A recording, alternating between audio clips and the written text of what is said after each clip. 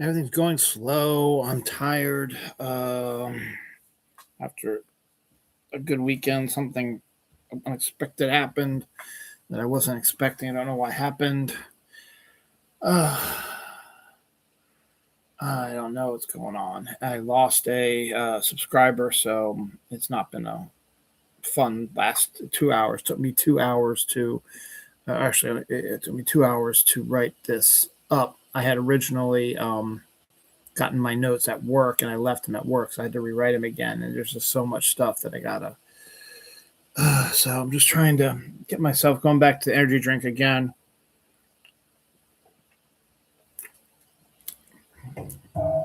Because it worked well last week, so hopefully it'll work well this week. So we'll see. But I'm still pissed at myself about that.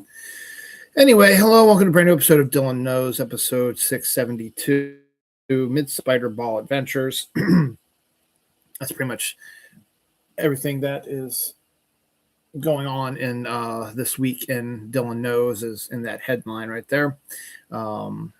We'll cover that in a second. Got some great fucking casting. I saw Spider-Man Brand New Day, great fucking movie. The Women's Professional Baseball League starts. I have connection to that as well. Bad news for Barbie sequel. Hershey trailer, Alexandra Daddario. Trailers, Donna Mills, MTV, Hansel and Gretel, Halloween, and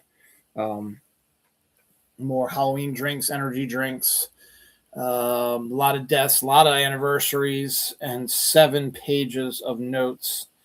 So this could be a doozy. Plus, I have I want to review Spider-Man, and that's going to take a little while too.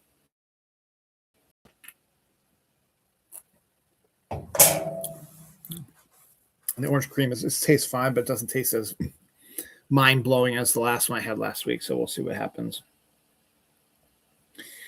All right.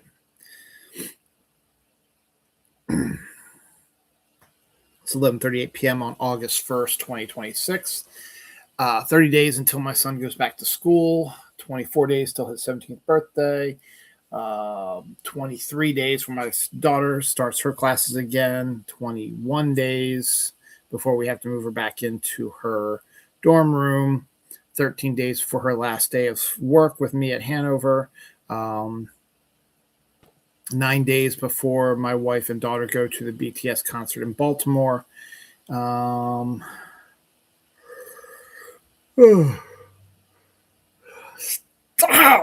All right. Let's go do this. I'm still pissed that I lost a subscriber. I've gone from 110 to 109 now, so whatever. My eyes have been hurting for a while now, so I don't know if that's a good sign or not. So I guess let's just get this moving here. I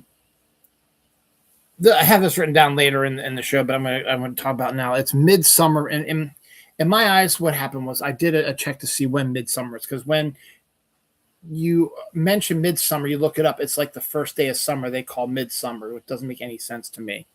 I really don't understand why that is the case. Excuse me. So I did a little digging to literally figure out where Midsummer would be.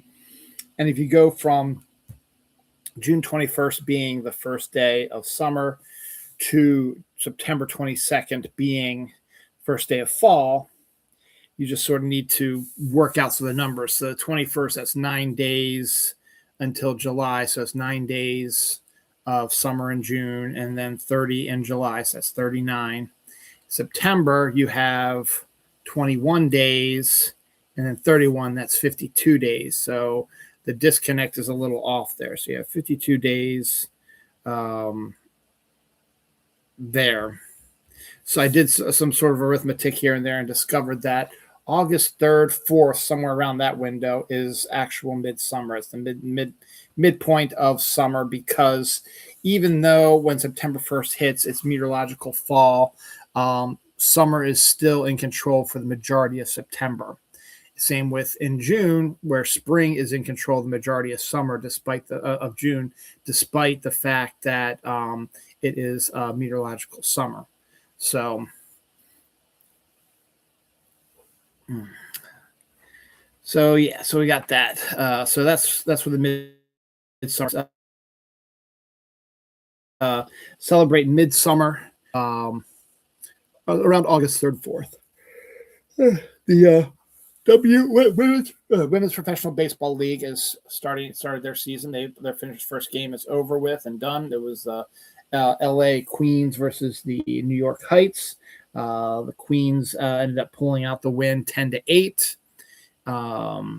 Tomorrow will be the Boston San Francisco game, which is the one I really want to see because one of my coworkers, who my daughter also worked with, was trained on some stuff, is actually it plays for the San Francisco team. So I want to see how she's going to do tomorrow on her opening day game. So we'll find that out tomorrow. So I'll probably mention on next week's show how that's going. But it started off good this week that we learned that they were going to be airing their games for free on YouTube. So that's great. We could watch it on YouTube. And then all of a sudden they announced a deal with ESPN streaming where you can only see the games on ESPN streaming. YouTube will still be utilized for international usage, but ESPN streaming is now the only place you can watch the women's professional baseball league. Now it kind of sucks because that's another, if you want to watch those games, another app you have to pay for, but at the same time, they get a piece of money to keep their league going. So it's a double-edged sword. So right now, I follow them on Facebook, so they've been posting some highlights there. And I've been able to find a place where they have the scores for the game, so and the box score, so I'll be able to follow that. So hopefully we'll be able to see what my coworker does and how well she's doing. Barbie 2 has ended their negotiations. They've stopped. It's not looking good right now. They have until the end of December to negotiate a deal for Barbie 2. If you want to get Greta Gerwig, Margot Robbie, and Ryan Gosling back, but it's and Noah Baumbach as well. But right now, it doesn't seem to be in the picture. So I mean, it's still early. It's only August 1st. They still have a little bit of time, but right now they're no longer in discussions about a Barbie 2. Went and got my son his real ID up at the MVA today, and then they said that you can register to vote at the age of 16. Can't vote till you're 18, but you can register to vote at 16. So we did that since we were up there as well. So he's registered to vote and he's all set and ready to go. So that's good on that. My wife is on a high adventure in Maine right now with her scout troop. They drove up on Thursday, made good time actually, and then I've heard from her periodically during the last few days she's been out. She's up there till Friday, next Friday. So hoping they're having a good time, and so it's just me and my kids down here. So we're doing okay. I'm taking Friday off from work because I have to take my daughter up to her scout camp because she's working an event up there. And she has no way of getting up there or back. So I took the day off. I hadn't had a day off that wasn't a holiday since like April, so maybe May. So that's good. So I'm glad she's having a high adventure right now. So I covered Midsummer, Ball and Adventure, Spider-Man, obviously is self-explanatory. Just a few words about Spider-Man before I do my review, which I'm going to do in a little bit. It is breaking all kinds of records. It broke the Thursday night preview record with generated $70 to $75 million for just Thursday showings. And then it set the record for opening day, best opening day in film history with $168 million on opening day. That was just on Friday. And you still have today and tomorrow, the weekend. So you're going to have more. When I went and saw the movie today. My daughter went to see it yesterday with her boyfriend. The parking lot was packed. And it might not just be for Spider-Man, it could be for the Odyssey also, because that's still playing, even for Toy Story 5 a little bit too, if you want to go that far. But that movie, I've never seen the parking lot that packed before. It's insanity how packed it was. So that's a good sign. And then I went and saw it in a smaller theater, about 55 people in it, and every seat was taken. So that was kind of interesting. This is one of the smaller theaters that doesn't have the front rows that look right up there. They're all sort of the auditorium seating. So there's nothing but blank space between where the disabled seats are and the screen. So every seat was taken. So that was good. And it was a very good movie. I'll talk about that in a second. Now, this has been official word from Marvel. The first cast member of X-Men has been announced. Samara Weaving, who you remember from the Ready or Not movies, Scream, is the daughter of Hugo Weaving from The Matrix and Lord of the Rings.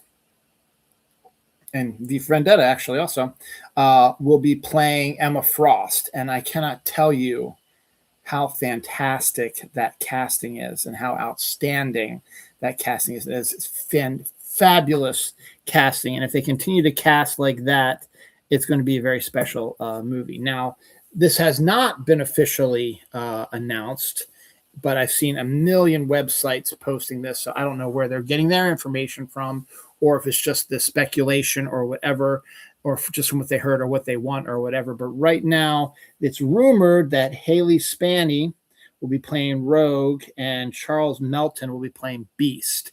Now, again, I have not seen anything officially. The only official I've seen is Samara Weaving for Emma Frost, and that's not like a spoiler or anything because they announced it to the press on Friday, which is a phenomenal casting idea. So I don't know.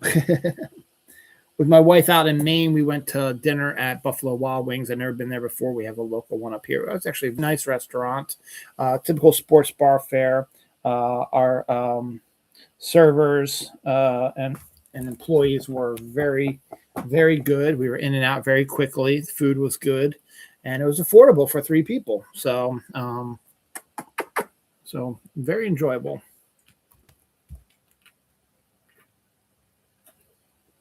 We'll be going back again.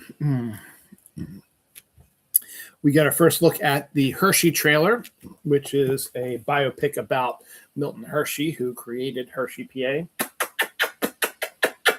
and the Hershey Chocolate Factory, and all the stuff that they've done for children and charities and stuff like that. So it looks pretty good, though it is from Angel Studios, which is a notorious right-wing movie group, but I still don't know if I'll see it, but it's an intriguing idea. Speaking of Alexandra Daddario, who is in the Hershey movie, she's also going to be in Escort, which is a new series, I believe, from Brett Goldstein of Ted Lasso and Shrinking fame. He's writing and starring in it about a single father, I think, who becomes an escort for women. So Alexandra Daddario is in that as well. Did not see this coming. MySpace is planning a full relaunch as an anti-algorithm social media website. So MySpace, for those who don't know, was the first kind of real social media network, and they paved the way for Facebook and Twitter and Threads and Blue Sky and all those like that. So, but the fact that MySpace is coming back is fairly interesting. So we'll see how that actually works out. We got a trailer for the Shards TV show on Netflix. It's about rich kids, blah, blah, blah. That's Spider-Man. There's a character in Spider-Man Brave New World who has appeared in a few other appeared in Spider-Man Homecoming as well. Her name is Cindy, and people are speculating that she will become Silk, since she's been in multiple movies so far, which is a character in the Spider-Man world. Jacob Batalon, who played Ned in the Spider-Man movie, has married his longtime girlfriend. So congratulations to that. Naomi Watts was the voice of Evie in Brand New Day, who is Peter's new AI assistant.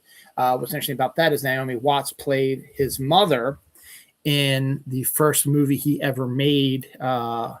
So that was kind of neat that it was a callback to that as well. There it is.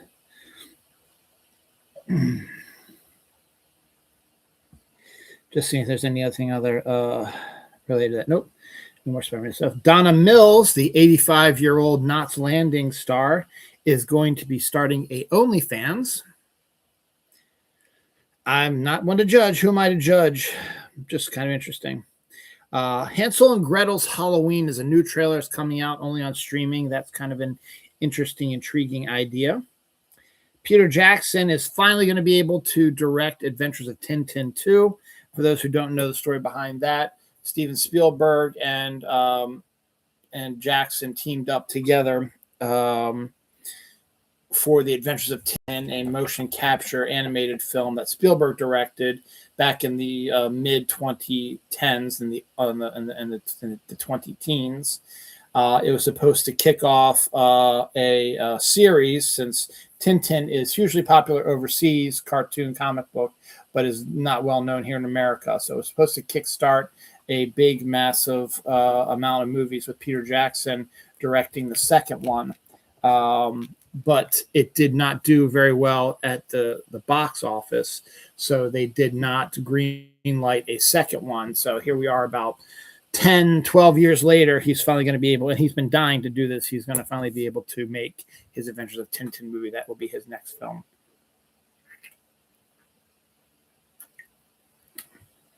I'm sure Spielberg is still going to be involved because they worked together on the first one. Alien Romulus 2 is no longer in the works after the director leaves, so, oh well. Ridley Scott is rumored to be working on a new Alien script and story as well, so we'll see if that actually turns out to be true. I have no idea what this is, but Ubi Sweet Cream Chobani Coffee Creamer will be coming in time for Halloween. Don't know what Ubi Sweet Cream is, so whatever. Studio Ghibli releases new Kiki's Delivery Service drinkware, which looks absolutely fabulous, to be honest.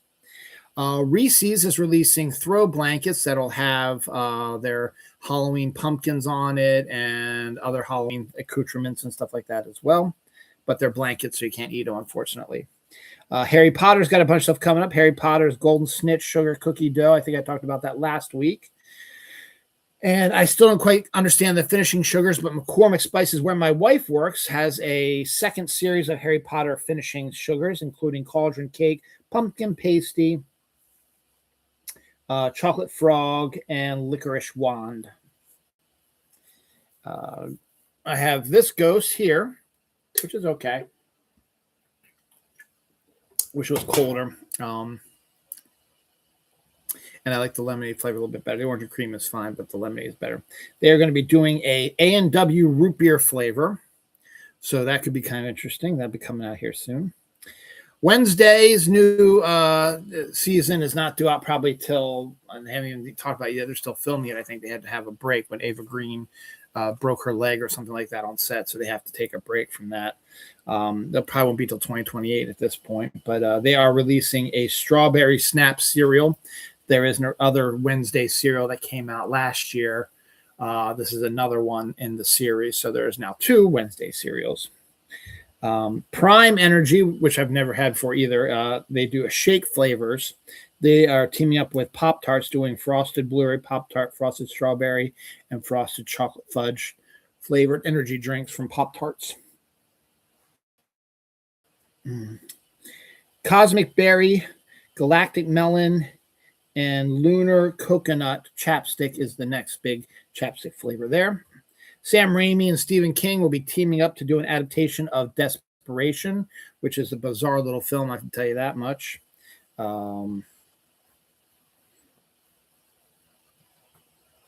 Before I get to my review of Spider-Man, anniversaries, MTV debuted 45 years ago this week, even though it doesn't exist anymore. Friday the 13th, Jason Lives debuted 40 years ago this week. Franklin's first appearance in Peanuts debuted 58 years ago this week, which stuck it to bigoted people, and Charles Schultz said, F you guys. Amazing Spider-Man debuted in the comics. It's Spider-Man Day. I saw the Spider-Man movie today, and I have my new Spider-Man shirt on. So you gotta love it. I'm celebrating Spider-Man Day, and that happened today also. And Howard the Duck, the first Marvel cinematic film, debuted 40 years ago this week. I saw it in the movie theater. I'm very proud to admit it. It's half a great movie, half of a good movie, excuse me, I should say. There's first half is exactly what Howard the Duck should be. The second half went too wild in the sci-fi horror aspect, and they should have just stuck with the social satire, which is what Howard the Duck was mostly known for. So that's pretty cool there. Death, Vincent Pastore, Big Pussy from The Sopranos, passed away this week as well. And Christine Ulrich, wife of a Atlanta Falcons coach, died at the age of 48 this week as well. All right, let's do this real quick. Here is my Spider-Man Brand New Day review.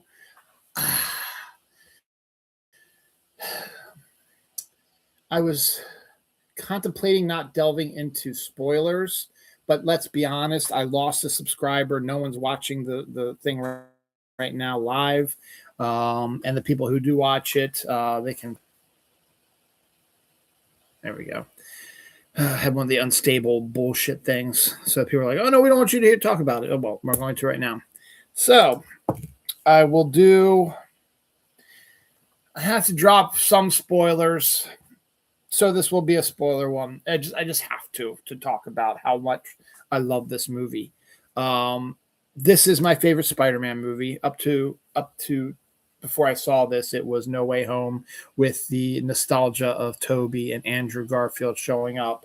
But it was definitely overshadowed. It is probably, I think the Avengers still has it beat, but it's in the top 5 of my favorite Marvel Cinematic Universe movies of all time. And it is the third part. The last 3 Marvel movies have all been about themes.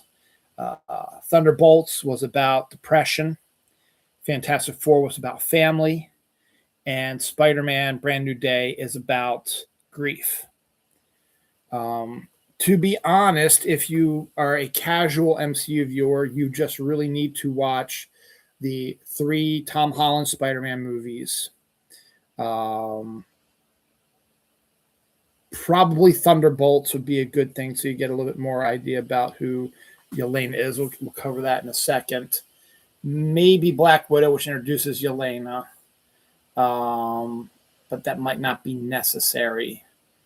And you really honestly don't need to know anything about the Punisher going into that's no, oh, you're playing with his cup. Okay. Going into this, that's really all I think you really need to know to kind of understand what's going on here, because the movie is kind of self-contained a little bit. We get what was happening afterwards. The director of Shang-Chi directed this, Dustin, I forget his name right now. I have a black cat on me right now. I've got to see it so I can give him his props. Actually, I don't need this. I need this.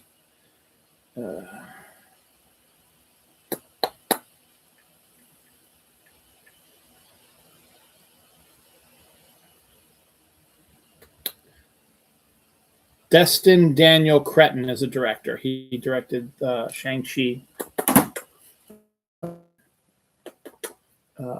Affected and recovering and handling the situation he's in. No. The movie basically starts with a time jump. Shows a time jump. So basically it ends pretty much where the end of No Way Home does, where Peter has his own apartment now. He's getting it all set up and he's doing stuff. And then you progress every year because he's been watching. Ned's been making YouTube videos talking about his time in MIT, and MJ's in the background of them. And you also see him during this year-long stretch, which lasts about 5 the 10 minutes was just detailing what the time passage that's going on in the movie, as Spider-Man is slowly becoming more of the friendly neighborhood Spider-Man, becoming New York superhero as he's taking down lots of his villains. Tombstone makes an appearance, Scorpion makes an appearance, Tarantula makes an appearance. They've seen the iconic covers recreated in the movie. You see those at the beginning of the movie. And so it just basically shows him becoming well-loved by the people of New York City and the police department for the most part. And he now has his own Commissioner Gordon in Detective Jean DeWolf, who is a was a decent supporting character in Spider-Man. But there's a storyline in the comics called The Death of Jean DeWolf, and I don't think we're ever going to see an adaptation of that, because there's just so much other stuff they're going to cover, and you can't just focus on one superhero and do all his stories. But the fact is, they introduced her as sort of his Commissioner Gordon liaison. The interplay between the two of them is fantastic. It's one of the best parts of the movie, and I like to see them on screen together. They do really, really well together. I'm going to make sure I don't destroy something like that. There we go. Whew, good. So then we finally get to the point where it's now like 5 years after the No Way Home. Spider-Man, as I said, has slowly become New York City's favorite superhero. He's got the key to the city. He's helped a lot, stopped a lot of crime, stopped a lot of bad guys, did his job, and he's still keeping tabs on his friends. And he discovers that they have moved back to New York and now are living together as roommates. And he stumbles upon a welcome back party that they're having, and ends up going into the party and interacting with Ned and MJ, who do not remember him, obviously, because of the spell. But before all that happens, we have a whole sequence where Spider-Man is taking on a runaway tank in New York City that's on its way to Damage Control headquarters. Now, Damage Control in the comics is a conglomerate that makes their money by cleaning up after superhero battles, which I think is one of the best concepts ever. But the MCU has turned them more into kind of they do that, but they also were introduced in Homecoming also. They do that, but they also have, they build weapons and they keep track of superhumans and stuff like that. And Spider-Man has a relationship with the guy who's leading Damage Control, Kretzer or something like that, Dr. Kretzer or something like that. And so he is trying to stop this tank from hurting anybody and from getting to Damage Control headquarters for whatever reason, to hurt more people or whatever. So he does a hard battle trying to fight this tank that's shooting at him and is running through the city. He's also trying to save people as this tank's going on. And he also has to deal with Frank Castle, the Punisher, played by John Barenthal, who's absolutely fucking phenomenal in this movie, is amazing in this movie. And I love his character, loved his version of the Punisher in this. And as I was telling my daughter, who also saw it, John Barenthal's Punisher in this is more Marvel comic accurate. The Punisher from the Daredevil TV shows and his own special and his own show is more the Marvel Knights Punisher. They're the same kind of guy, obviously played by John Barenthal, but their attitudes are completely different.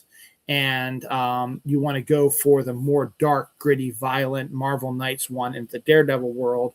But in Spider-Man, you want to go for more of this comic accurate sort of thing. And him and Spider-Man's relationship, you get a general idea about they've known each other. They've worked with each other before. Spider-Man has saved Punisher at Staten Island and doesn't let him forget it, which pisses Punisher off to no end, which is hilarious. But they have this sort of... I don't really want to say brotherly because Punisher is an older man. Punisher is like in his 30s or 40s, and Peter's supposed to be in his early 20s at this point. So it's more maybe, I guess, brotherly, maybe a little bit, or uncle and nephew sort of thing. But they razz each, or even coworkers, probably someone they razz each other, and they are not. He knows that Spider-Man can take a lot, so he hits him with his car and shoots him and all kinds of stuff. Knowing that it's not going to hurt him or affect him in any way. So, but they have a fantastic relationship that grows as the movie progresses. You get to see different sides of it, which is fantastic. I loved him in history and real life is hilarious also and is wonderful also. So eventually, he discovers that the woman, the tank breaks into damage control, and he opens up the tank and discovers an old lady driving it who has no idea what she's doing there. Then he starts to get heckled by a police officer who is like, you can see me and you can sense me, and it is a right now we can't tell what is like a psychic phenomenon. Someone is like possessing the bodies. The best example is the movie Fallen, which I kept thinking of when I was watching this sequence. That movie with Denzel Washington is about a police officer who finds himself going up against a demon who enters other people's bodies by touch and can just be anybody, jump from body to body to body as long as they touch each other. And so it's the perfect crime because you can be anybody, you can kill somebody, and your fingerprints and everything and pictures of you and you with the blood on your hands, all stuff is going to be you. The demon is the one that kills him, and then demon departs the person's body, and this person is busted because they killed him. Doesn't matter if he was possessed, but all proof has them being that. So they kind of do something similar like this. The psychic entity or whatever is able to jump through people's bodies who are within 33 feet of each other. So Spider-Man has to chase this person into damage control because they're heading to look for something called VMAX.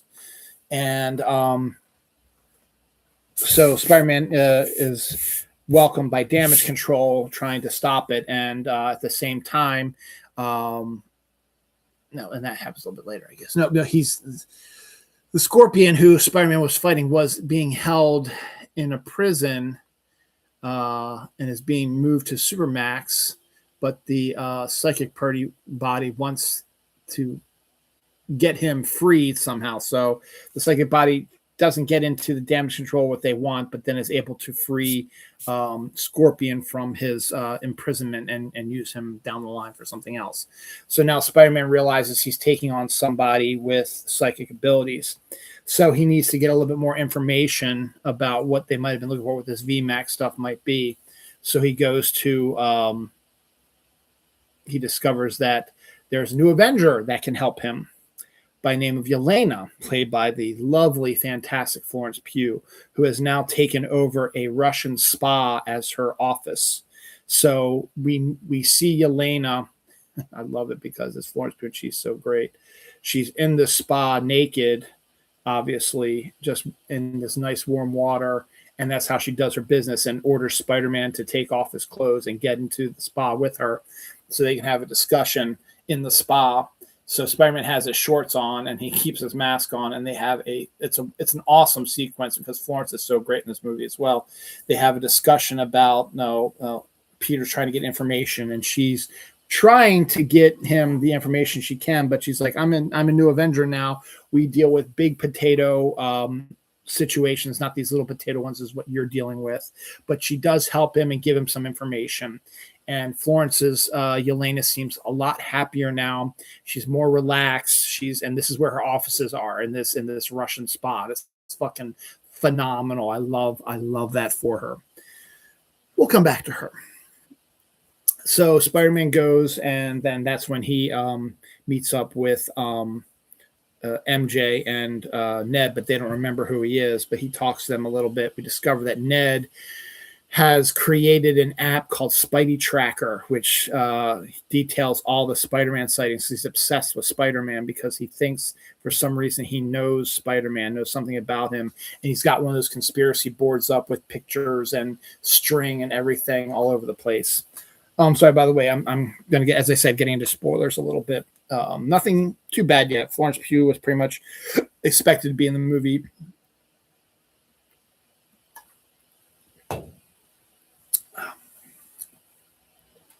So Ned has been intrigued with Spider-Man, and MJ seems a little off herself. She has a boyfriend, but she seems a little off, like there's something on her mind, but she can't quite figure it out. And Peter sees her kissing her new boyfriend, and that sort of sets him off. So he leaves this house party and just starts swinging around the city. Now, he has been suffering from headaches, and something weird has been happening to his wrist area, and he doesn't know what it is. So he finally goes back to his place and has a complete and utter breakdown and collapses. And he wakes up, don't know how many days later, hours later, whatever, suspended in a web cocoon over New York City. So he's not in his, he somehow, without him knowing, he woke himself up from his collapsing, went Spider-Manning out without his costume to this location, created a web cocoon, and just kept himself in there. So when he comes out, he has new powers now. He's got organic webbing, like Tobey Maguire's character does. His eyes turn black, not because of Venom. Everybody's like, oh, I bet he's being possessed by Venom. No. Basically, what's happening is he's being possessed by the arachnid portion of the radioactive spider blood in his body is starting to mutate and take more control of his body. So his powers are mutating. And his eyes turn black when he is tapping into the full extent of his spider powers, where he becomes much stronger, much faster, and his organic webbing flows like water, and is more aggressive. And his sensory, he can sense everything, and everything is a cacophony to him. A paper blowing in the wind sounds like sandpaper on a wall to him, stuff like that. So he's got all this sensory stuff that he's got to deal with. And he's got to relearn how to reshoot his webs, because he's used to his spider shooters, and his organic webbing is not listening to him when he's trying to do it. And that causes for some alarm. And we learn that Scorpion is now on a rampage. So in this state, he's going to try to stop Scorpion. So he goes and he gets his butt beat first, because he's really not tapping and he's still not used to his powers. But then all of a sudden something just makes him turn, and the spider takes over, and he absolutely unleashes on Scorpion and absolutely destroys him. And we learn that he was being possessed by the psychic possessor, and the psychic possessor threatens Spider-Man because the psychic knows who Spider-Man is, and is threatening MJ.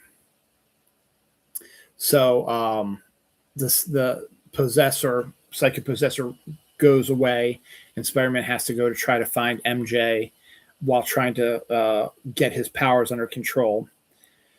While he was in his rampage, he injures a police officer. So Jean DeWolf is like, you got to calm yourself down, or I'm going to have to take you in. So he's going all crazy, but now he's got to go save MJ. So he goes in, grabs MJ, who doesn't recognize him. I don't know. He's a Spider-Man. So she's like, what are you doing in my house? And then it's like, you're in danger. I got to get you out of there. Why am I in danger? I can't tell you. And they take off, and he takes her to, I think it's his place, or a secret place somewhere. And they have a discussion. And it seems like that MJ remembers who she is and remembers her memories of Peter, and then asks him to take off his mask to prove it. And then they kiss. And then while they're hugging, it's the possessor's voice comes out of her saying that obviously they're in possession of MJ right now. So, they threaten to drop her off of this building. And so Spider-Man doesn't get into it to their way to do what they need to do. So MJ falls off the building because the possessor makes her fall off the building, and Spider-Man goes after her and saves her. And they land on the ground, and this guy and they're on the ground, and MJ's okay, and she doesn't remember anything, and she's like, what happened and stuff like that, and he tries to explain it, but then this car rolls up and this guy walks out, and he's talking through the possessor's talking through him, and Peter notices in the car there is a red-haired woman in the back seat, played by Sadie Sink, who is the one controlling everybody. And so she's like, get out, stay out of my way. And then they go away. And Spider-Man is able to get some facial recognition with his lenses. He's able to take a picture of her and uses his computer that he has in his office now to discover that the woman who is the possessor is, spoiler alert, Jean Grey. So Sadie Sink will be playing Jean Grey, will be in the X-Men, will be a member of the X-Men. And I think that's phenomenal. Again, along with Samara Weaving, great fucking casting right now for the X-Men. I'm very excited for it. So, yes, all the rumors are true. Sadie Sink is playing Jean Grey. So now that we have that, Sadie Sink now becomes more front and center. Now she's no longer the mysterious presence. We now know that she's Jean Grey, and now we're finally, able to follow her around a little bit more. So Spider-Man knows that MJ might still be in danger, so he takes her to Frank and says, "You still owe me. Can you watch over her while I take care of this person?"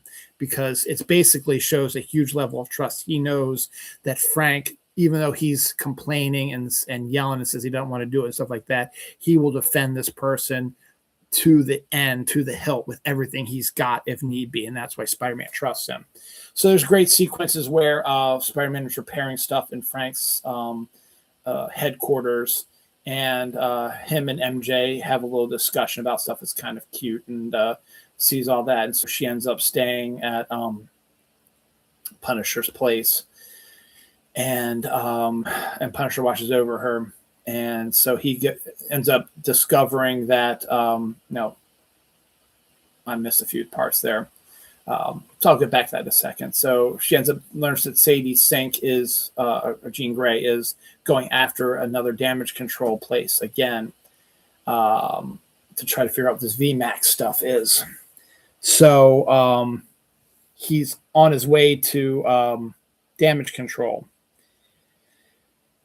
I completely missed the whole part, so please excuse me, I have to go back. So before we get to this part, before all the stuff with MJ happens, Peter goes to Empire State University to talk to Bruce Banner, played by Mark Ruffalo, who also was not a secret that he was in the movie, and asks him about how is there a way that he can inhibit like the evil parts of power so that they're not as powerful, and that the good power is still good. So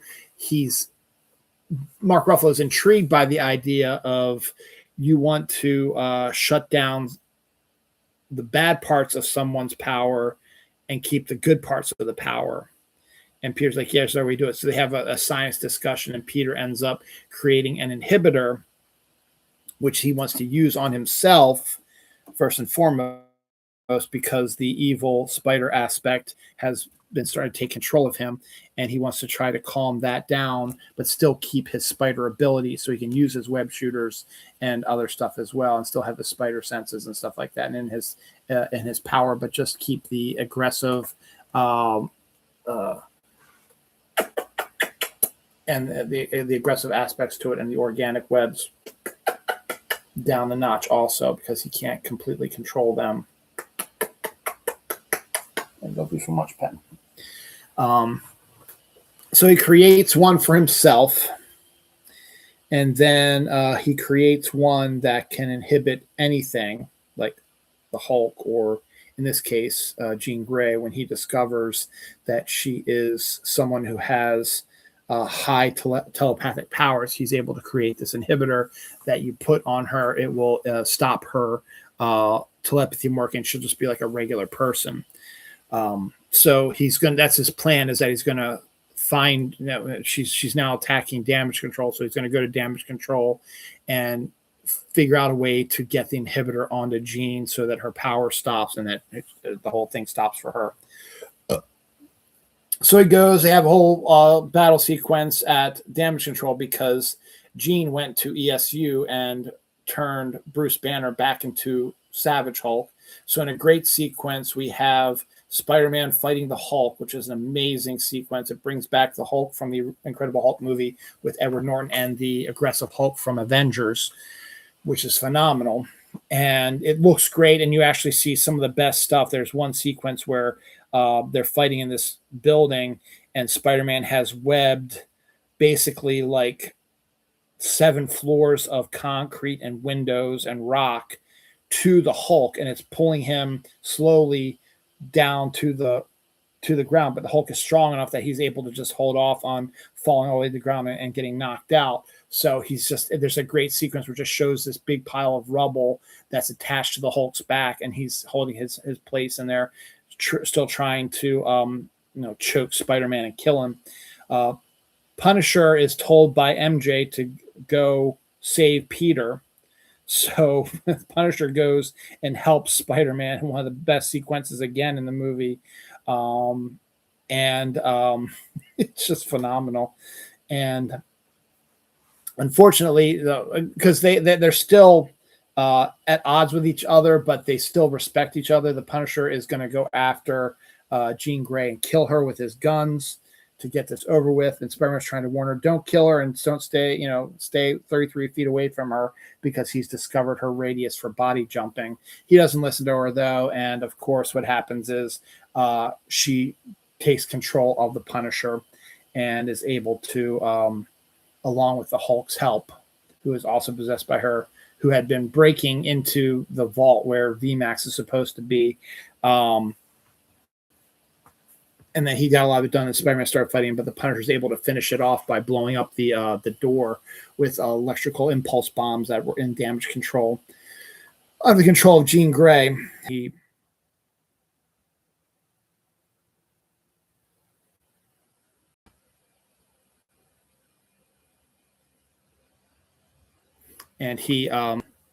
falls to the ground and is now in control of the Hulk, and he turns himself back into Banner. But the Punisher has opened the vault, but the only thing inside the vault are the director and his soldiers. There's no weapon or anything in there. And Spider-Man eventually makes his way up there and puts the inhibitor on Jean, and then the doctor shoots a dart into her and knocks her out. And so it's like, okay, thanks, Spider-Man. You did that. We're going to take her into custody. And then Spider-Man's like, I'd like to talk to her when we're done. It's like, yeah, well, when she's, in a couple days, when she's all right, you can talk to her. Absolutely. So, okay, Spider-Man's like, cool. And before he leaves, Jean says the word Sarah to him before she passes out. And so he's kind of confused by that. So he tells the doctor, the head of damage control, that, and he's like, she might have been in my head earlier, and I think she brought out the memory of a woman named Sarah who was dear to me, who passed away, something like that. And he's like, yeah, dude, I'm sorry. He's like, it's okay. So Punisher and Spider-Man go their own way, and they leave, and everything looks like it's fine. So then he goes back to Punisher's place.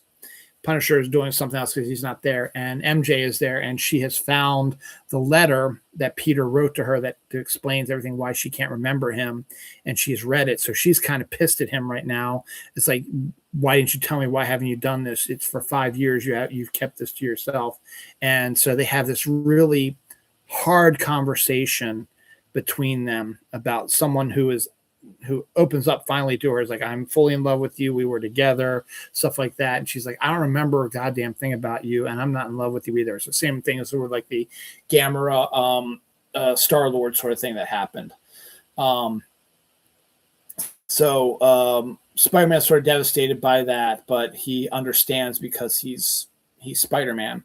So she says, can you just take me home now? So Spider-Man swings her back to their place. And so they're getting ready to leave when MJ turns and says, hey, look, why don't you come up and meet Ned? He's a huge fan of yours. And he's like, cool. So then Spider-Man goes up and meets Ned, who absolutely loses his freaking mind that he sees Spider-Man. And the two of them get along like Peter and Ned did when they were best friends, but he's still in his Spider-Man costume. So they're doing Legos and they're just chit-chat and stuff like that. So it's kind of cool. And then as they're talking, we discover that Damage Control is actually not a good group. They had kidnapped Jean's sister, who also had psychic abilities, and basically tortured her to figure out how her powers work so they can create a power similar to that and give it to somebody who can use the power for good better than a teenage girl can. But Jean's sister is dead. It dies from all the torture, stuff like that. And so now it's their turn to work on Jean to try to get the to get the answer. They didn't get the answers they needed from her sister. So she's being held captive and being tortured as well. And while Spider-Man is doing Legos and just hanging out with MJ and Ned, just like old times, MJ says something that sort of clicks Spider-Man back into reality. She says something like she doesn't remember anything about being possessed. And it took Spider-Man because the director of Damage Control said that he remembered when he was possessed by her that she was pulling out the name Sarah, somebody that he liked. But how could that be when that's not how her power works? When you're possessed, you do not remember ever being possessed by anybody. So he lied blatantly to Spider-Man. So now he realizes that there's something else going on. So he has to leave. And MJ accidentally blurts out Peter. And Ned's like, Spider-Man name's Peter? And so he goes to Damage Control, finds out where she is, and goes to Damage Control and has to break in. So he ends up having to take on the guards at Damage Control. And then they also have the Hand, which is the ninja group, as security also. He's got to take them on also to get their way to Jean. So while Jean is being tortured, she notices something. There is an air vent in where she's at that says VMAX on it. And it was the last thing that her sister saw. It wasn't a weapon. It was the last thing that her sister saw. And that sort of recognition mutates her mind to turn her into the Jean Grey we know and love now. Basically, before this happened, she just had some slight telepathic ability. So when her mind is mutated from the torture and the testing that they're doing on her, it mutates into the form where she has telekinesis now, as well as telepathy, and she becomes extraordinarily powerful and is able to possess bodies now more than 33 feet away. So she possesses the director, and then she unleashes this psychic wall around a 50-mile radius around Damage Control that goes into New York City and freezes everybody in it, including MJ and Ned. They're frozen in psychic, but they still can kind of move because MJ is tearing up in one sequence as well, and people are like trying to get out there. Meanwhile, Punisher realizes he needs to help Spider-Man with this case, so he's trying to go and help him, but the psychic wave does not allow him to get to Damage Control, so he's got to figure out another way to try to help him. So he finds a high building to see if maybe he can sniper rifle Jean and end this. So because he has no idea what's going on with Spider-Man. He doesn't know if he's okay or not, so he just knows that Jean's the bad guy, and that's the best thing to do is to kill her. So Spider-Man gets in contact with Jean, and Jean is absolutely mad at him, and she controls all the Hand to fight him. And one of the best fight sequences ever in movie history. And Spider-Man eventually succumbs to his spider powers again, but now he's in total control of it, and he's able to take down the Hand and make his way into see Jean Grey, who is now holding the director hostage with glass shards getting ready to enter his brain to kill him if anything happens. So Jean and Peter have a heart-to-heart talk, and then she enters Peter's mind because she was unable to do it, but he's like, go ahead and try it now that you're more powerful. And she jumps in there and sees a memory that Peter has been replaying throughout the whole movie of him talking to Marissa Tomei's May, who does make a reappearance in this movie, but in this psychic sort of memory sort of thing. And Jean is listening to what's going on, finds out, what that Spider-Man is going through, sort of the same stuff that she is, and then ends up sort of switching places with Peter. And May continues the talk that she told Peter, but it also is something that could help Jean as well. She's listening to it because no one has really cared for her or helped her. And May is just the one who, even though she, in this memory is her talking to Peter, Jean feels like it's like she's talking to her. And then Peter appears in the memory as well. And Jean realizes that they need people and they do have friends, and Jean and him can be friends and then be someone that they can rely on each other. And that's how you handle your grief. And Peter's spider sense clicks back on when he hears the cocking of a gun and a firing, because he knows Punisher has been looking for him and realizes that he's got a bead on Jean. So he pulls him out of the memory and pushes Jean out of the way and takes the bullet from Punisher. Jean, meanwhile, is trying to help him not bleed out because she doesn't want to lose him. Punisher feels absolutely guilty now because of what happened. But because of that, the psychic shield breaks down and Frank is able to make his way to damage control because he needs to help fix his problem. I think, meanwhile, the damage control guy has disappears or whatever. He escapes or something like that. But because Jean is focused more on trying to keep Peter alive, so Punisher shows up and takes him to the hospital where the doctors operate on him. And Jean, meanwhile, is trying to regulate his breathing and stop him from bleeding out using her new psychic abilities and stuff like that, and her physical psychokinesis abilities, until he's able to do it on his own. And then eventually he's able to do it on his own. And then Jean just leaves, departs, and goes away. And Punisher has been watching over him in the hospital, and he's completely unmasked now, so he sees what Spider-Man looks like. They have another really interesting conversation because Frank feels absolutely guilty for what happened. Peter's trying to tell him, don't be, but Frank is absolutely beside himself. And eventually we hear chants of Spider-Man, and Punisher's like, look outside. And Peter looks, and all these people are gathered outside the hospital hoping that he gets well, showing how loved Peter is. And so he's like, we got to get you out of here, and I have a plan. So he puts Peter in some regular clothes, and he just walks out of the hospital amongst this group. Nobody recognizes him because their attention is drawn because Frank has put on the Spider-Man mask and is now up in the window pretending to be Spider-Man, waving and stuff like that, and everybody's cheering for him. It's fucking phenomenal. It's a great sequence. And then Peter walks away.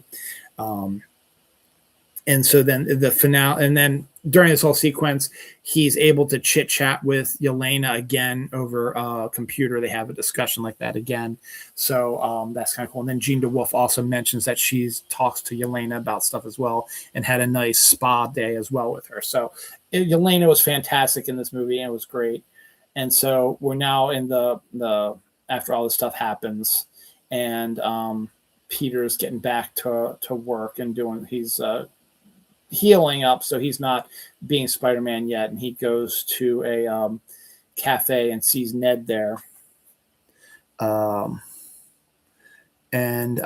decides that he wants to go talk to him and become friends, because he realizes that he needs to have friends and not do this alone. And even if he might not remember who he is, they can maybe start fresh with their friendship. And so he goes over, and Ned remembers him from when he went to the house party. And when he enters himself as Peter, they do their handshake. And then he's like, Peter. And then it cuts to Jean Grey in a bus heading up to upstate New York. So we know that's where she's headed as well.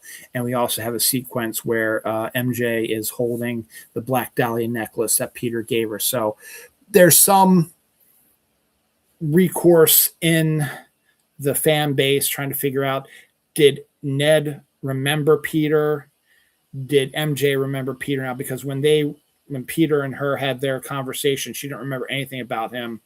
But rumor has it that one theory is that when Jean broke down the barrier and also knew about MJ and Ned, she might have used her new psychic abilities to sort of jumpstart their memories of Peter so that he's not alone anymore. And the other aspect is that no, he did not remember Peter, but remembered that MJ had called Spider-Man Peter, realized that this is Spider-Man, they're going to become friends. It's hard to say because the movie ends after that. And then the credits run. Great, a score by Michael Gucciano. The end credit sequence just basically has a shot of Ned's spider tracer, and it has him on Queens. And then it says not found, not found, and then the tracker is trying to find him, and it goes out of Earth, it goes past the moon. It says Spider-Man found in space, and that's where it ends. So there's another recourse on that also. That's one belief, is that they believe that Tom Holland's Spider-Man has been sucked to Battle World or to the last scene in Doomsday, where they're getting a spaceship where they're going to take them out of this universe to go to Battle World. Or the other rumor is that Spider-Man that is being tracked is Tobey Maguire's Spider-Man coming back into the main universe through an incursion to help out with Battle World, because apparently he's in Doomsday. I thought that was just all rumor, but everybody seems to be so sure about that. And then someone pointed out that he is in a poster for the new Marvel logo at the end, which has Tobey Maguire in the orange and yellow, orange and gold spider web, Spider-Man armor sort of stuff. So we'll see what happens. So we don't know. There's a lot of recourse, but all you need to know is that the movie is fucking phenomenal. It is the best Spider-Man movie I've ever seen. It is probably my top 5 best Marvel Cinematic Universe movies, maybe even number 2 at this point.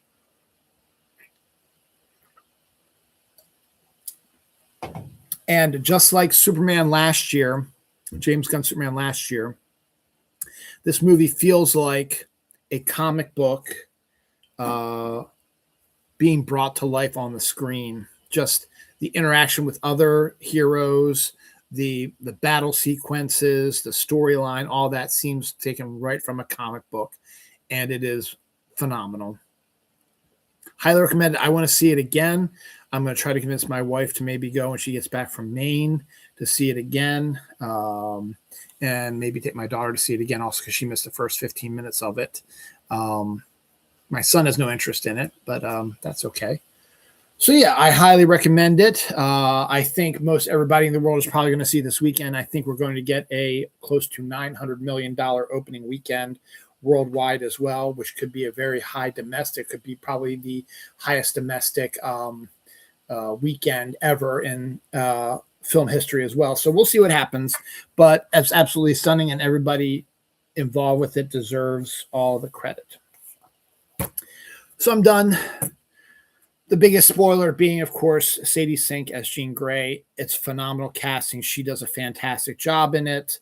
And having her and Samara Weaving together is fantastic.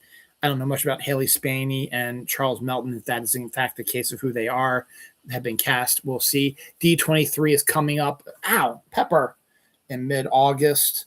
The rumor has it that we're going to learn more about the X-Men then. The reason why they didn't reveal more at San Diego was they were waiting for the Jean Grey reveal here in Spider-Man.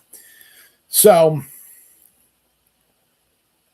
as expected, the worst kept secret in MCU history, up along with Toby and Andrew being in Spider-Man, is Sadie Sink as Jean Grey. But I'm excited for it. I think it's good casting so far. And also just a few little odds and ends here. This is Tom Holland's best Spider-Man performance.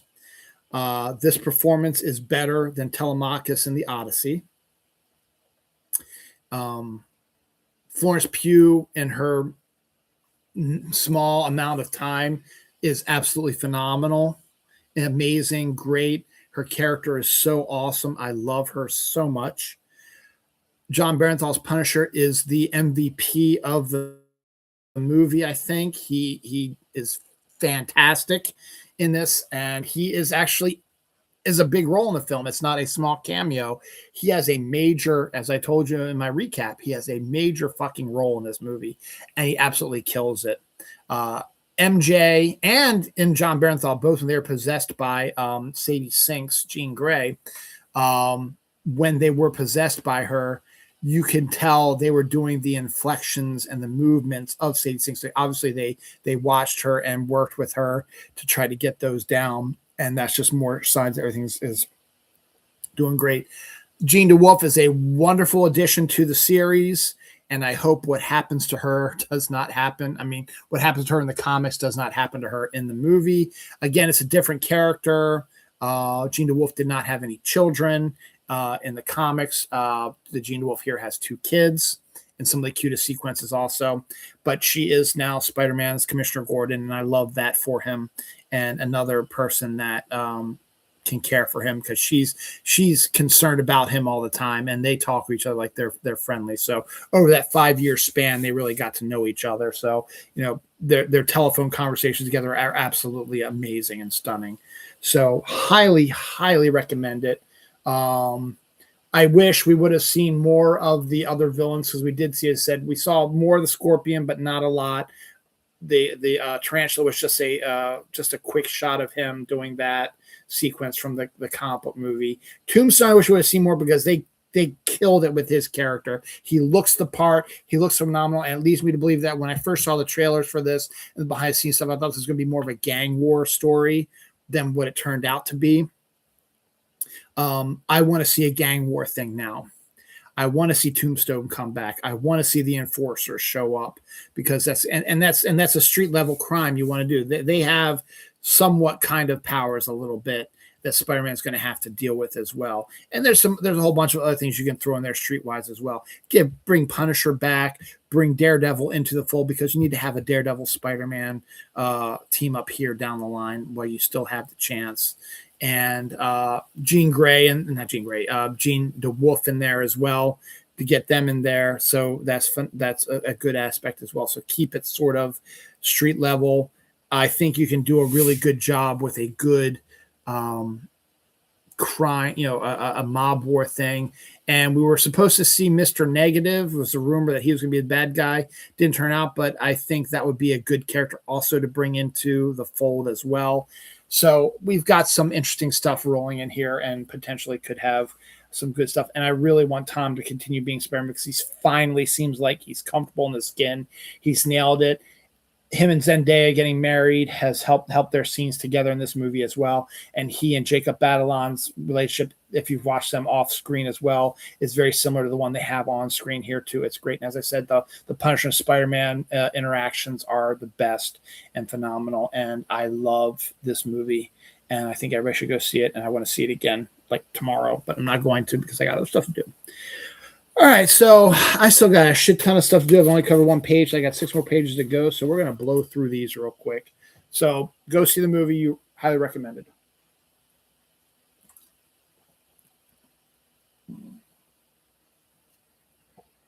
All right.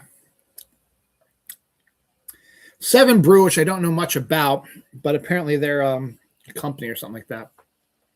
They have some new teas and lemonades, Tiki Tango, Cherry Limeade, Bubblegum Lemonade sounds really, really good. I'd like to try that one. Banana bread and sweet and salty macchiato. So I don't know what that is, but I figured they're neat looking.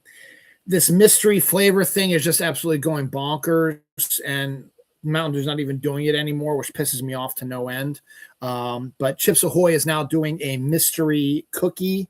I should say a mystery chip flavored cookie chip that's going to be coming out here soon too. And you can win $250,000. I think it's either $250 or $250,000. I couldn't tell you what it is if you guess correctly what the flavor is to do it.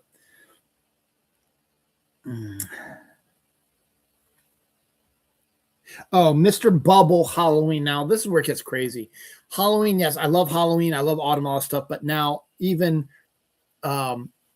Bath Bubbles are getting into it. They have Mr. Bubble Halloween flavors. You have Wicked Sour Apple, Ghoulish Grape, Ghostly Cran Apple, and Pumpkin Pie. So interesting. But and now it's even worse. So we haven't even gotten through Halloween yet. Sprite has announced that they will be bringing back their Winter Spice Cranberry Christmas drink in end of October, early November.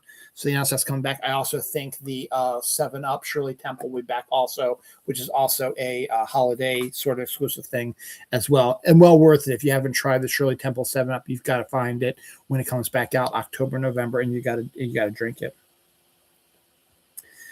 Paramount Plus is going to be releasing a Clueless sequel series with Alicia Silverstone. Now, they did do a TV show spinoff off of Clueless that did not star Alicia Silverstone because she was a big star after that. But now her star has waned a little bit, so let's get back to the reboot. So she's doing a sequel TV series for Paramount Plus about her character, and she'll be playing the role of Cher again. 7-Eleven, this is awesome, is going to be releasing, not a typo, 93-ounce Slurpee cup for the 60th anniversary of either Slurpee or 7-Eleven. I wasn't sure. They weren't clear. 93-ounce Slurpee cup. That's absolute insanity. And not to be outdone, it's not as much as a 93-ounce, but Dunkin' is coming back out with their 48-ounce bucket, which you can fill with their teas and refreshers and stuff like that. The TV show New Girl is also getting a return. That's the new trend also, where old TV shows are getting returns or reboots or whatever with the original series cast members or whatever. Beatrice Kitsos, David Icano, set to star in the adaptation of the novel Better Than the Movie for Netflix. The Booster Gold TV show for the new DCO is now officially dead. James Gunn has said that he will not put out inferior products. So if he cannot get good scripts or any good production on it, he will not release it. So Booster Gold is now no longer going to happen. That's not the only place that does it. Marvel also is notorious for this. Blade has officially been announced as dead. They're no longer doing a Blade movie with Mahershala Ali, which kind of sucks. The rumor about that is that they wanted to create a script that would be good enough for a 2-time Oscar-winning actor, Mahershala Ali, but they just could not get to one, so they just canceled it. It's still possible he could show up in a Midnight Suns movie, but he will not be played by Mahershala Ali. They will recast if indeed Blade will be showing up in a Midnight Suns movie, but there is no solo Blade movie anymore. And then Marvel just did it again also. This kind of sucks. So their surprise hit show Wonder Man, they announced a second season for it after the first season ended. And then on Friday, they said, just kidding. We are canceling the second season because we have no writer's room. So we're not doing a second season of Wonder Man. That kind of sucks too, but that could also open the window for after Secret War, a West Coast Avengers team that could include Wonder Man. Who else did I have listed there? She-Hulk could be involved with that also. If you're using characters that have already been introduced, and then some that haven't been introduced. West Coast Avengers would be a really good idea, and I think you keep Ben Kingsley's character as like their Jarvis, so I think that would be a really good idea. So we'll see what happens. So there's a Kickstarter out there from the creator of the B-movie Primeval, which was a B-movie about dinosaurs in the Vietnam jungle during the Vietnam War, and how a U.S. Armed group has to take on these dinosaurs while fighting the Vietnamese in the Vietnam War. It made a big enough buzz that the creator is doing another movie, but he's using Kickstarter this time. But it seems to be doing really well for him because he's already got cast members and set up. It's going to be a TV show though, and it's going to be called Dinosaurs of the Old West. So he's sticking with the dinosaur thing. The premise so far from what I can see is about what if dinosaurs were actually around during Wild West time. So instead of horses, cowboys rode dinosaurs and how they would interact and do stuff with the people who lived out in the Old West. Casting, they have Martin Cove, Jesse Cove, Rachel Pizzolatto, and George Kittle, San Francisco 49er football player, in his acting debut, is going to be doing a role in the film. Alex Garland's live-action Elden Ring movie has apparently finished production, so we'll probably be seeing that probably sometime next year. I don't know much about Elden Ring, but if you're a video gamer, this might be big news for you. Caramel Apple Frosty at Wendy's is going to be coming in time for fall season. We're only about a month and 21 days away from fall, so excited for that. Rebecca Hall is set to join The Secret of Secrets, a Netflix series that is based on Dan Brown's character, Robert Langdon. He's also been cast. Robert Langdon will not be played by Tom Hanks. I can't remember where he is, but I talk about it later on in the book here. But I'll get to it too. But so Netflix has gotten a copy of Robert Langdon's new case, The Secret of Secrets. You know, that the Da Vinci Code was what Dan Brown did, was the setup story for that. And so Tom Hanks did 3 adaptations of that by Ron Howard. Now they're doing a Netflix series, and Rebecca Hall has joined the cast of it. Cheetahs are back in Zambia, so that's always good when you have animals like that. A California startup has created a centaur robot created to enter disaster areas too dangerous for humans to help, get people out or take care of something. A wildlife camera catches a flat-headed cat after it was believed to be extinct 30 years ago. Gorgie debuts a new candy apple energy drink. I'd love to try that, but I've never seen a Gorgie anywhere. 4K keeps releasing some great new films, including The Frighteners 4K and The Last Boy Scout 4K will be coming out soon. An animated Venom movie is in the works, and I think Tom Hardy is going to come back to voice the character, but it will be an animated Venom movie, so that's interesting. Ramayan trailer has been released. It is a $500 million budgeted Bollywood movie about the religious character Ramayana, and its whole $500 million absolutely shows. D&D will include mature rated expansions in a new expansion with violence, bloodshed, nudity, and sexuality. So you figure the people who grew up on D&D, who are playing it now, 20, 30 years later, want to have a little bit more spiciness, I guess. So, and they are going to shrink wrap it so kids who are playing D&D now cannot buy it or see what's inside. They have to go with the old school expansions of D&D, which is also fine. Welcome to your next viral movie. Once they release this trailer, which absolutely is insane, the threads, the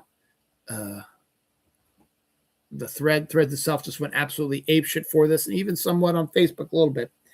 There is a movie being released on October 23rd called Wicker. It stars Olivia Colman and Alexander Skarsgård. Olivia Colman plays a fishwife whose husband is dead in like 1700s America or 1600s America, or it might even be like old school England in the 1450s. But it's old school Monty Python, the Holy Grail style sort of villages and stuff like that. But Olivia Colman gets lonely, even though she's in her upper 50s. So she goes to Peter Dinklage, and this is great. He's in the role. He's in the movie also. He plays a wood maker who has magical abilities, and Olivia Colman asks him, "Can you make me a man out of wicker, the wood?" And Peter Dinklage is like, "You bet I can." So Peter Dinklage creates a full-sized human that looks like Alexander Skarsgård, but made entirely out of wood. and he can talk and move his arms and have feelings and all this stuff because Peter Dinklage is some sort of magical being who can create stuff like this. Again, this movie is absolutely bonkers, but it looks very interesting. But here's the catch. Here's the thing that got everybody talking about it.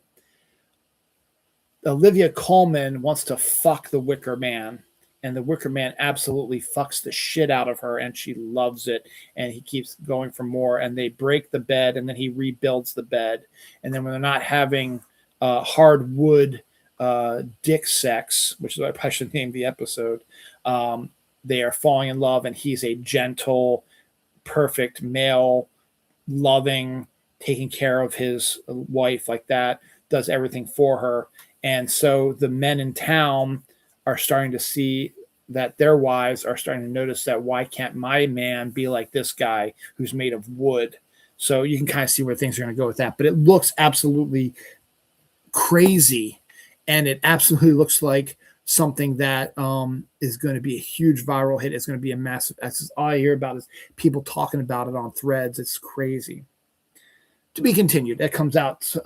It said not fully on October 23rd, so it's only going to open in limited amount of theaters on October 23rd, which sucks because I'm taking that day off to watch Clayface and a couple other movies, and it would be nice if that would be released because I want to see Wicker now. So it's kind of interesting.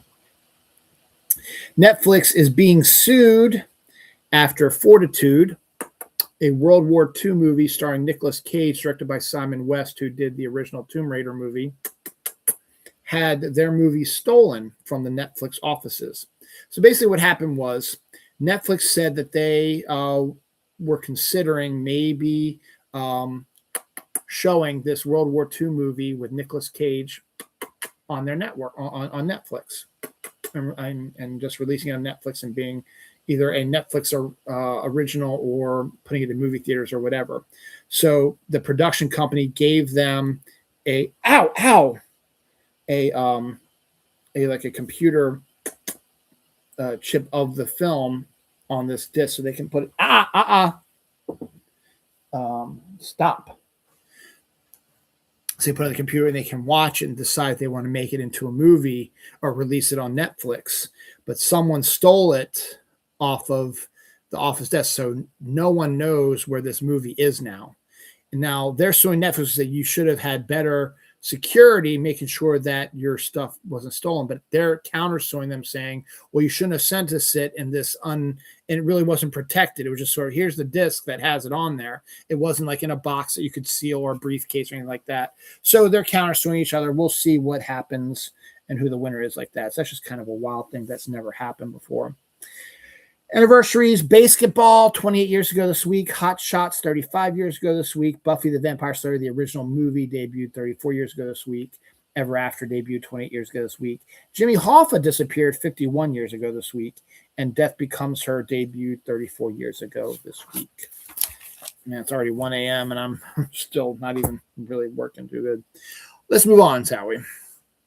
Scientists have discovered a new 210 million year old dinosaur species in Zimbabwe, which they're calling Muzongo matasedoniensis. Matasedoniensis. So, new dinosaur alert. Netflix has signed a deal to air all the Walking Dead series on Netflix for the next 5 years.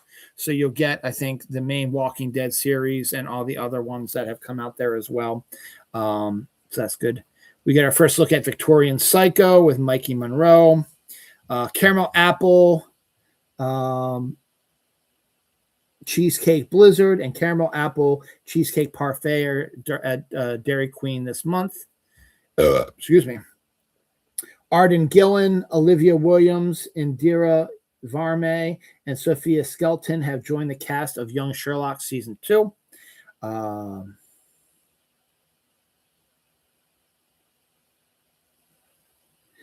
Gorilla Mind Drinks, which is an energy drink, has created a candy apple energy drink also.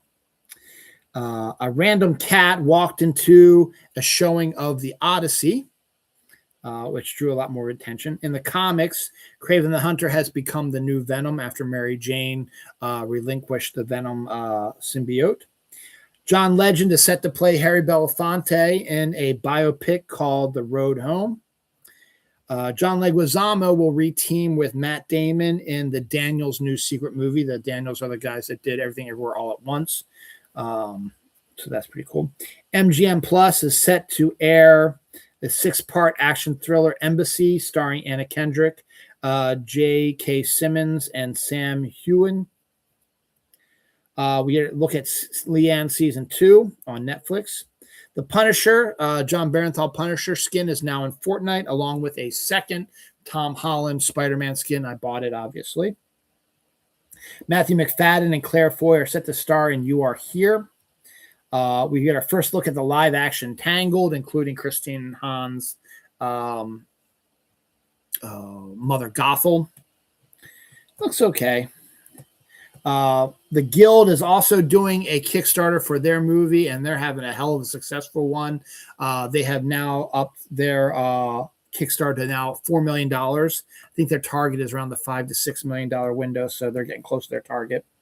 A 75-year-old man and a 30-year-old woman were reportedly accused of having loud sex in a swimming pool at an apartment complex in front of children.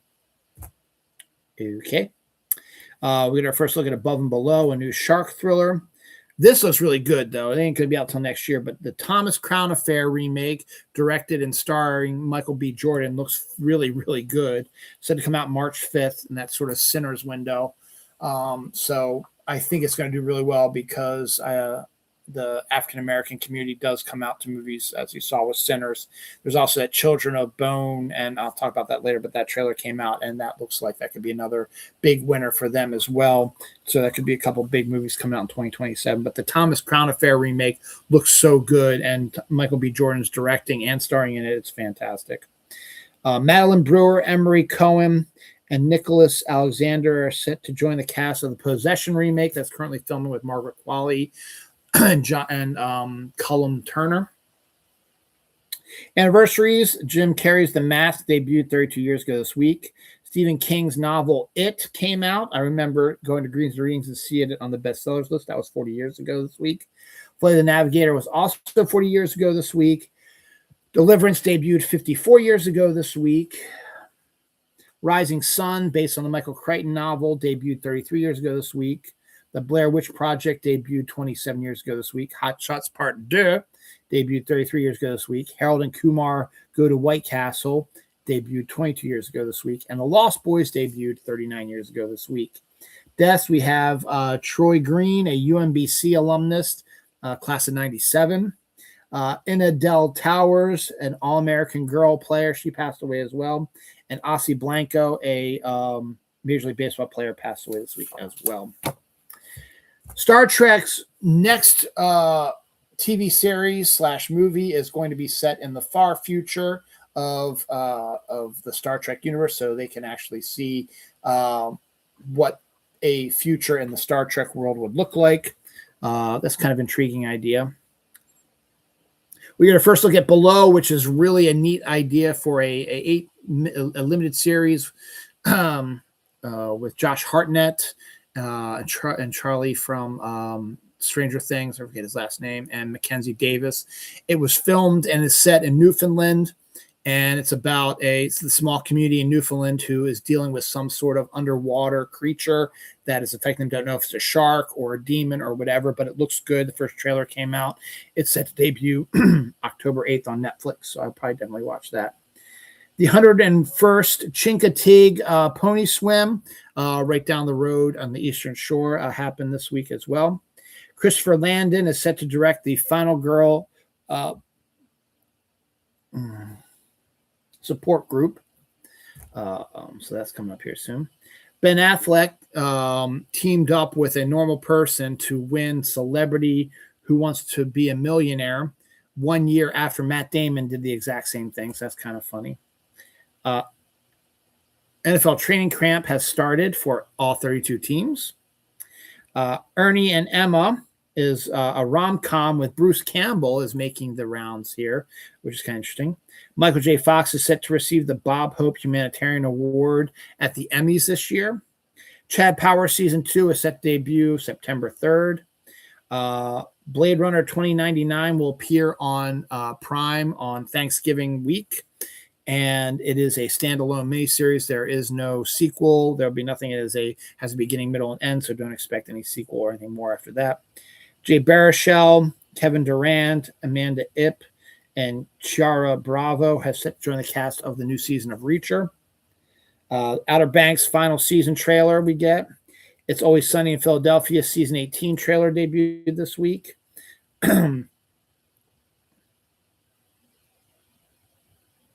American Horror Story has been renewed for a 14th season.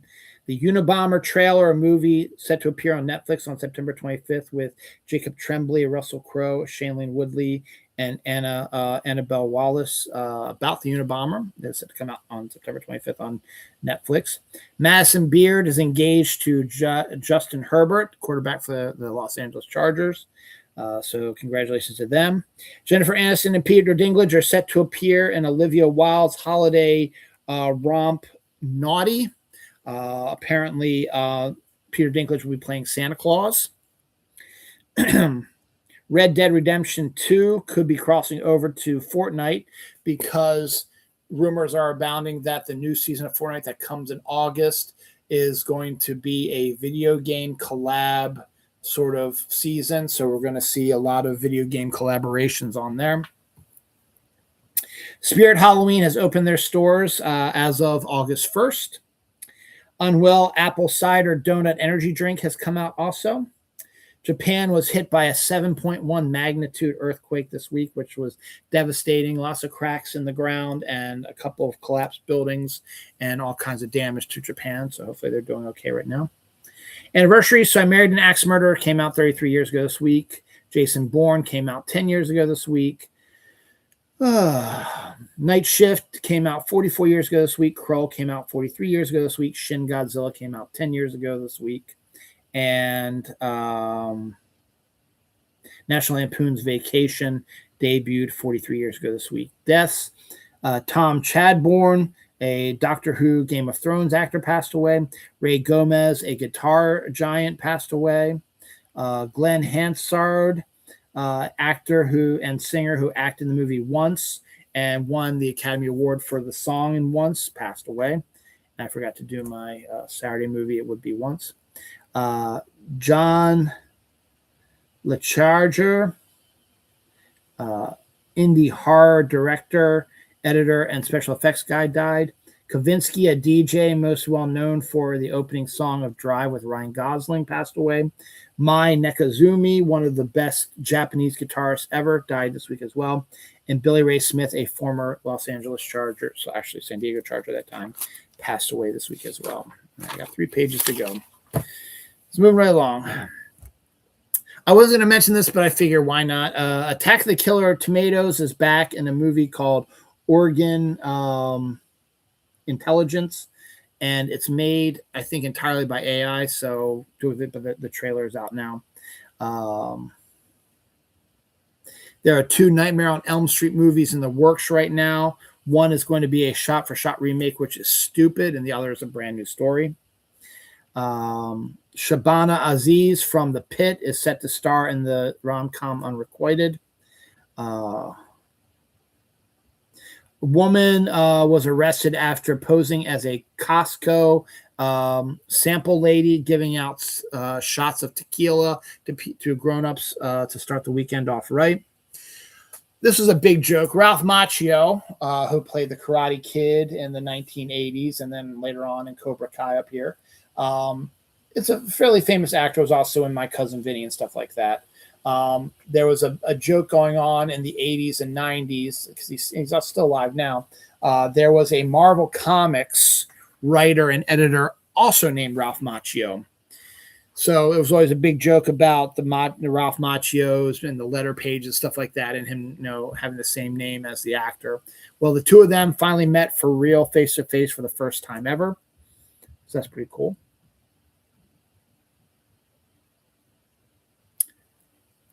Mike Flanagan is taking a breather from horror. He has signed on to write Warhammer 40K for Henry Cavill.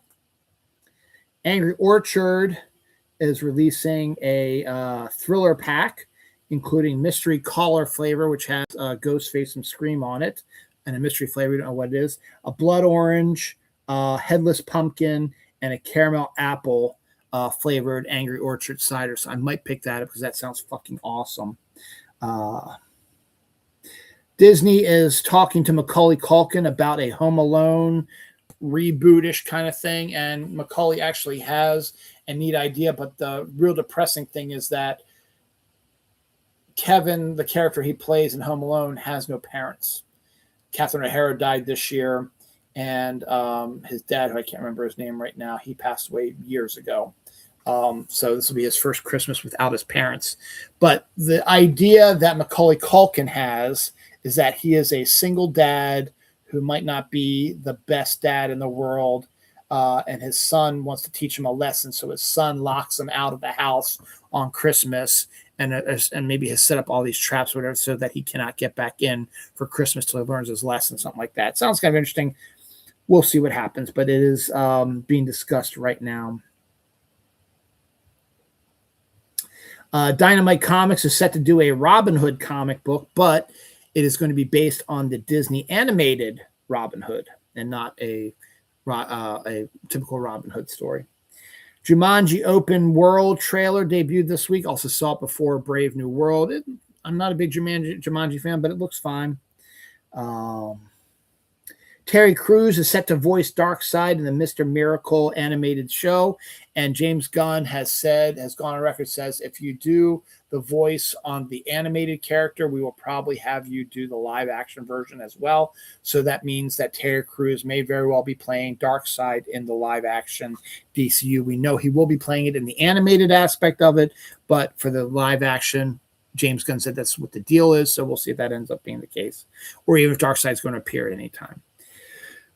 This is kind of interesting. A Lego Star Wars Rebuild the Universe trailer. Now, there's been like a little bit of a direct to Disney Plus sort of show, Lego Star Wars show, that has Gaten Matarazzo as the voice of like a young guy who changes the whole Star Wars phenomenon by changing stuff with the Lego builds and creates alternate realities. So it seems to be doing pretty well. It was like the third one. So there we go. This is fantastic, and I cannot wait to get this. I haven't been reading comics that much, but I'm going to get this anyway.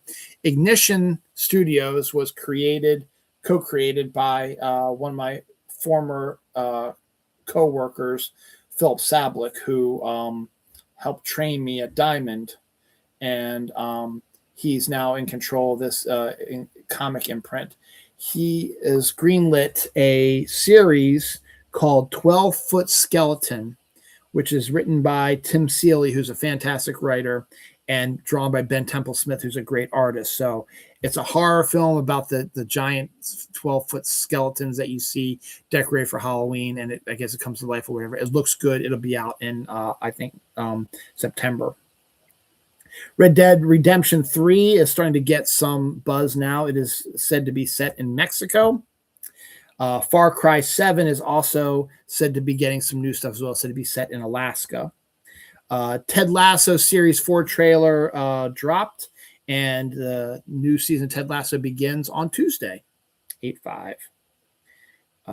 No, it would be Wednesday, because today is the 2nd of August, which is a Sunday. It is now officially Sunday. Shit, it is officially Sunday. Fuck.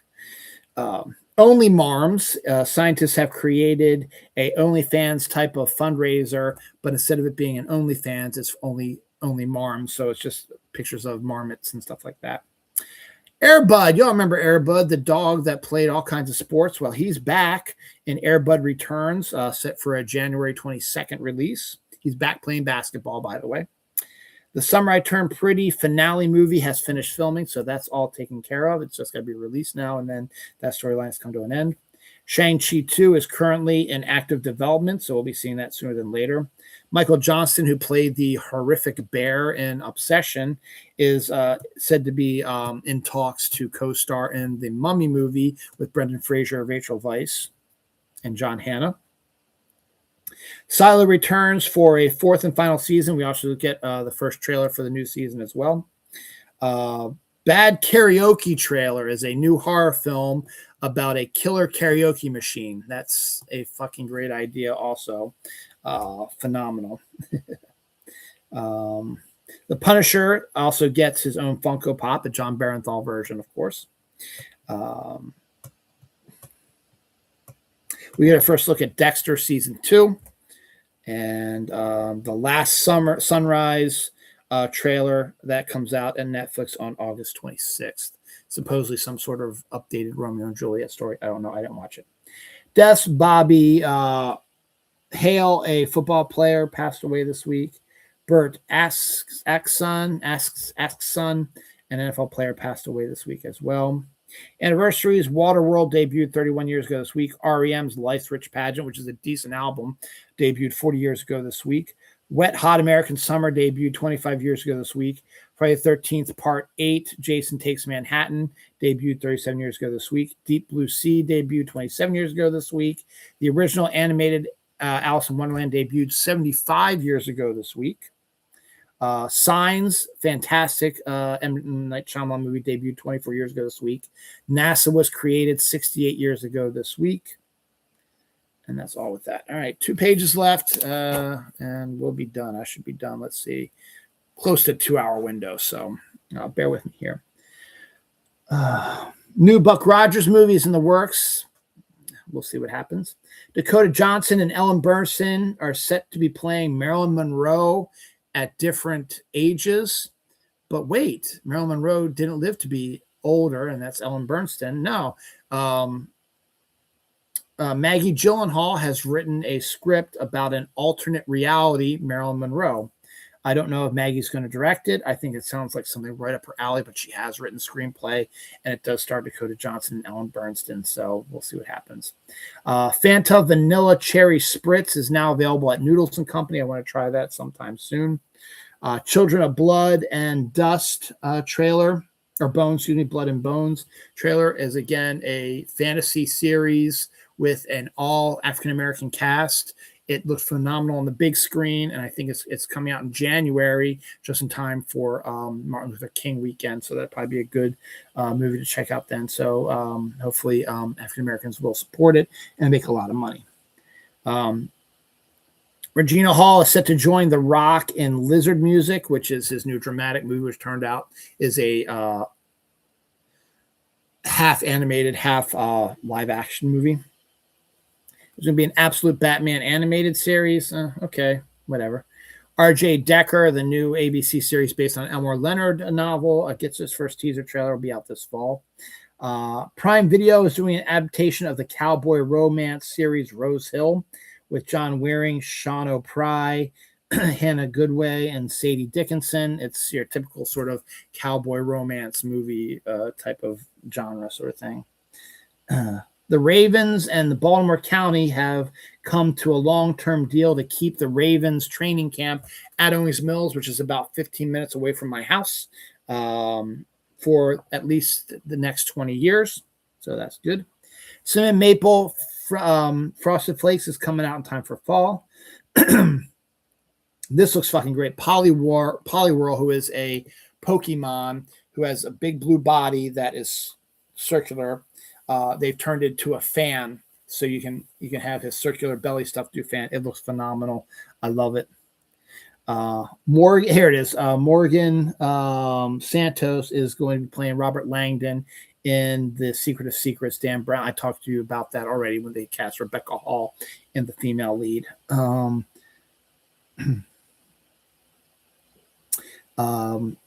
Destination Desserts Krispy Kreme donuts are out now. Choco Dulce donut, a guava cheesecake, and a Tres Leche donut are all part of this donut saga. Harlan Cobain is all over Netflix. He's got another series called Myron Boletaire. Colin Woodell, KJ Apa, and Diane Gruner are all starring in that. Purple Rain is set to get a Broadway musical adaptation. Makes perfect sense to me. This sounds like a great idea, actually. Mazel Tov, a rom-com about the problems of the Jewish dating scene. It's about Jewish men and women who are, using dating things and all the stuff they have to go through. Has signed on Alex Rich, Colin Ford, Adam Shapiro, Michael Lamos, Jonathan Lipnicki, and Sophia Mason. It's a great idea. Brian Tyree Henry has been cast in Batman 2. Don't know what the character is going to be. Futurama's season 14 is going to debut on August 3rd on Hulu. It's also going to be crossing over with Matt Groening's fantasy show, which I'll talk about here in a second. Talked about that already. Lioness season 3 trailer. Lioness will be out really sooner than later. This is kind of weird. 90th birthday Wienermobile cake. So Milk Bar created a cake for the Wienermobile's 90th anniversary. So they created this cake for it. And then because it's the Wienermobile, they put a little model Wienermobile on top of the cake, but they surrounded the tiers with actual hot Oscar Mayer hot dogs in buns. So that's kind of interesting.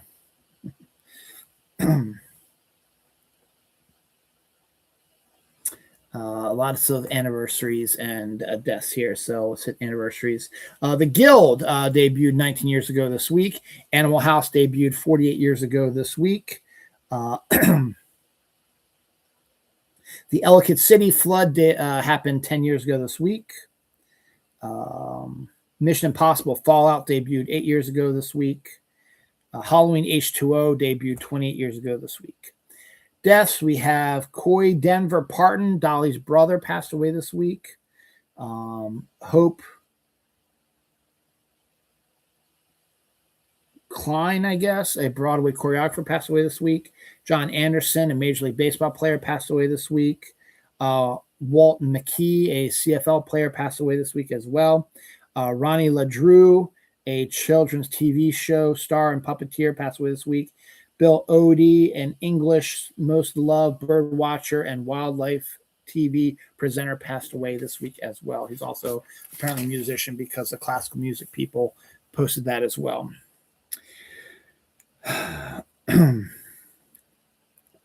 Spicy chicken and caramel popcorn Oreos are now available in Japan only.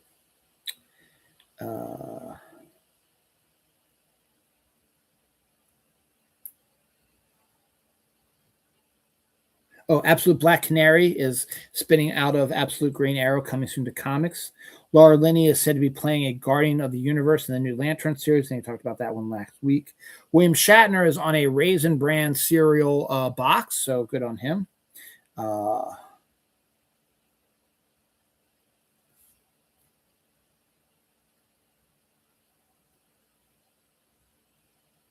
idea what that says. I did that.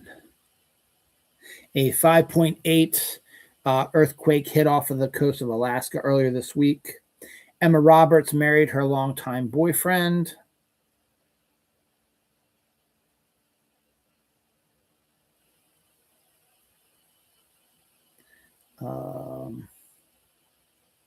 Witch's Brew, Ruby Apple, Alani Energy Drink 2-pack is coming out in time for Christmas.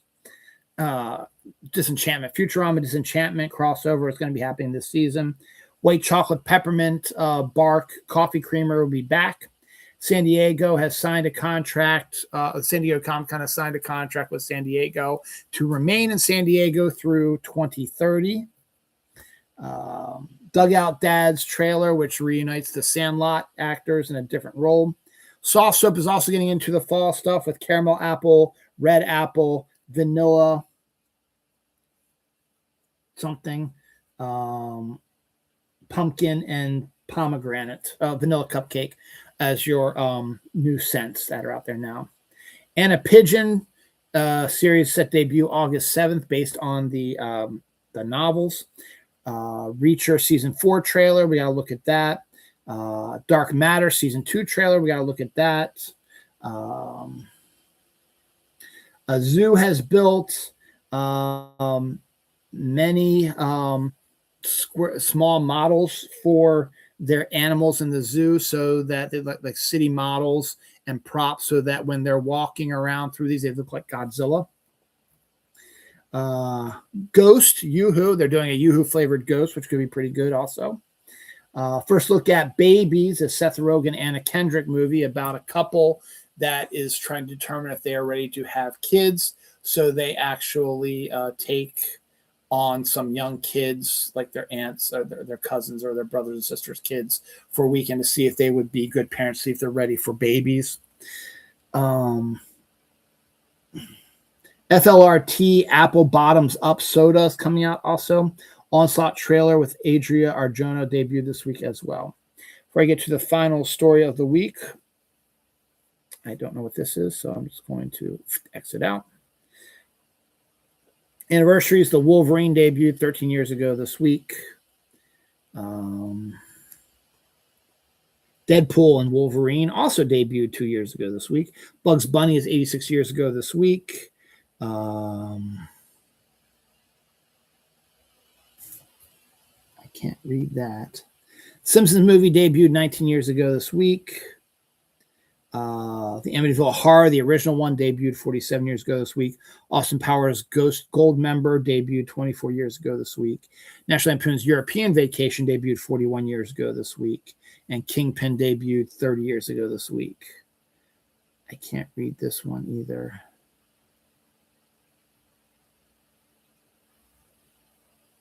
It's a 20-year-old movie, so it came out in 2006. Doesn't matter to me. I'm just going to exit out because I don't know what that is. Deaths. Courtney Cheryl, like that, a Jeopardy champion, passed away this week. Yeah, because really, I'm tired now, so my handwriting is up. Oh, Guardians of the Galaxy debuted 12 years ago this week as well.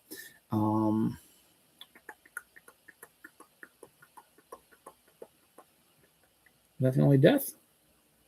Yeah, I guess it was. Okay, so the final story of the week, Arizona State University, Ball So Hard University, is the first university to offer being an influencer as a major. I guess if you want to evolve, that's what you need to do.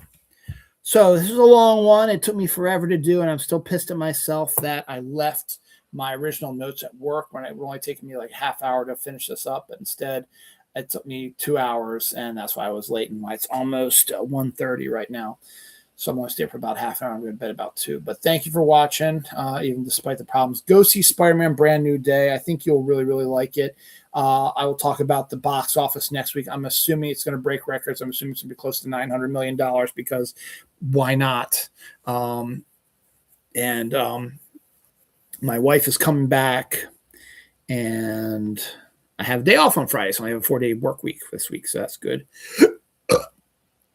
And then the next film I'll be watching is The End of Oak Street with Anne Hathaway and Ewan McGregor. That's not set to debut until July 14th, and I'll probably see it that weekend as well. That's also Community Day weekend, too. All right, that is all I got. I got to go to the bathroom and rest my eyes a little bit and maybe go to bed here soon. So thanks for watching. I've already been taking up enough of your time. Be sure to watch the women's professional baseball game tonight, 7:30 p.m. Eastern time. My coworker is on the San Francisco Fire Bells, so I'll be cheering for them, and I'll be keeping an eye on what her stats are, and we'll let everybody at work know because they're not really going to be following along. So good luck to her. And good luck to everybody else. Go see Spider-Man. It's well worth it.